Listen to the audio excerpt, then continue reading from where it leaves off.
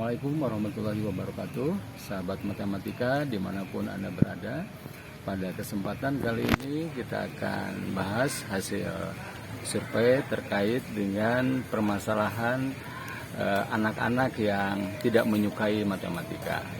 Ada 5 hal yang tidak disukai oleh anak-anak dalam matematika. Yang pertama, anak-anak mengatakan bahwa sulit untuk memahami matematika. Saya kira itu suatu hal yang wajar. Kenapa? Karena matematika itu sifatnya atau karakternya abstrak. Sehingga untuk memahami materi tersebut diperlukan bantuan daya imajinasi. Baik itu yang diarahkan oleh guru maupun dari siswa sendiri. Contohnya misalkan dalam mempelajari bangun ruang, tabung misalkan. Maka anak harus bisa membayangkan tabung dalam bentuk yang konkret seperti halnya drum seperti itu.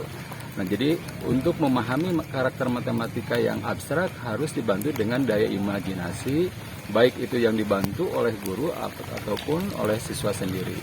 Nah, pemahaman matematika yang sulit yang lainnya adalah terkait dengan level-level pemahaman dalam matematika.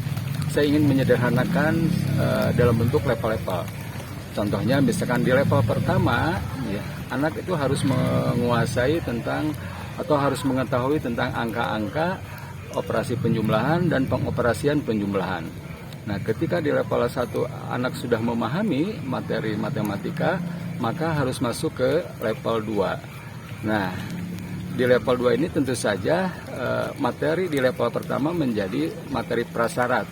Nah, ketika misalkan anak dipaksa untuk naik level 3 karena situasi dan kondisi di sekolah, misalkan terkait dengan kurikulum atau pengejaran waktu pembelajaran, sehingga anak dipaksa untuk naik ke level 3, sementara di level 2 penguasaan materinya belum maksimal atau belum menguasai materi.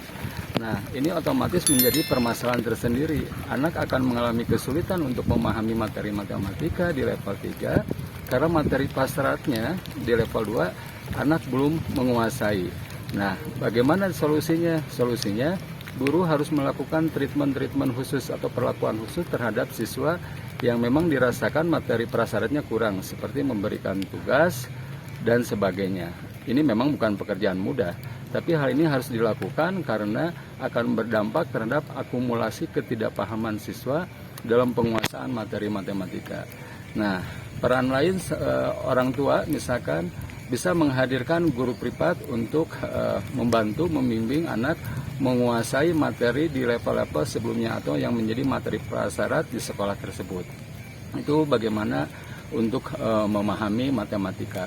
Kemudian yang kedua, seringkali yang tidak disukai atau dibenci oleh anak dalam matematika itu adalah peran guru. Nah, memang kalau misalnya matematika disampaikan hanya sebatas textbook, ini terasa hambar. Maka diperlukan suatu kreativitas dan inovasi seorang guru untuk memberikan materi dengan cara-cara atau dengan model-model pembelajaran yang memang dapat merangsang anak untuk bisa menyukai matematika.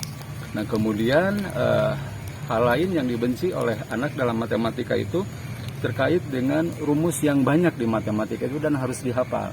Nah, ini ada kesalahan pemahaman bagi anak-anak.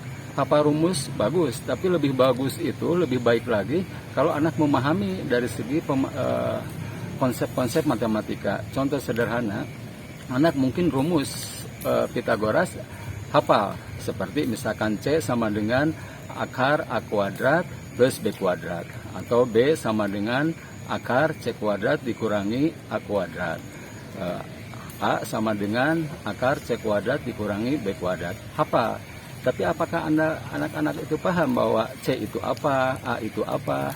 Nah, ketika misalkan anak hanya paham sebatas hafalan rumus, tentu saja akan mengalami kesulitan. Karena boleh jadi variabel-variabel tadi berubah.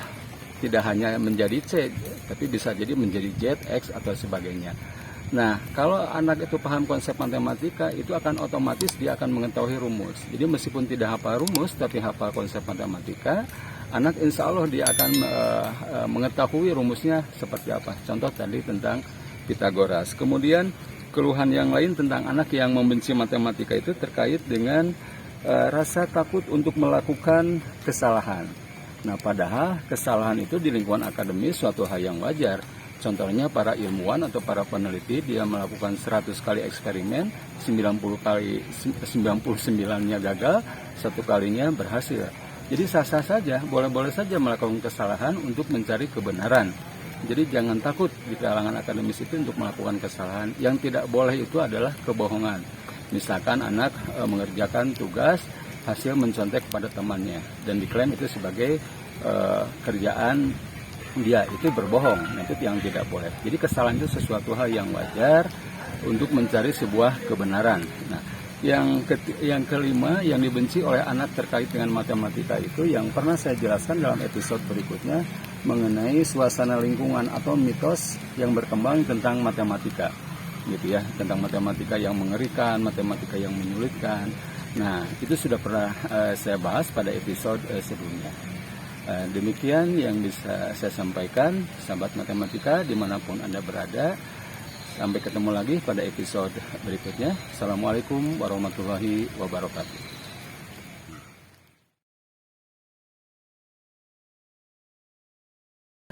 Harus dibarengi dengan daya imajinasi yang kuat. Baik, harap dulu.